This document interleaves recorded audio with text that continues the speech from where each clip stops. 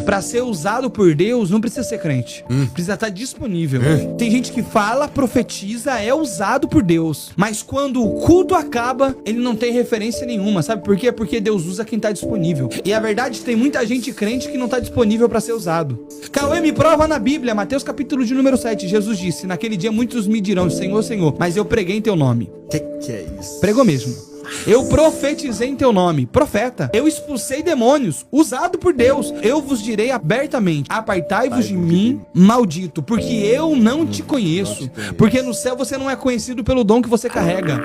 No céu você é conhecido pela intimidade e pela renúncia que você pratica. Se não tem santidade, não tem reconhecimento no céu. Pode pregar, pode fazer fogo cair do céu. No céu, você não é reconhecido porque você é talentoso. Na terra as pessoas te aplaudem porque você tem talento. Mas no céu, você é reconhecido pelas renúncias e pela fidelidade que você tem diante do altar.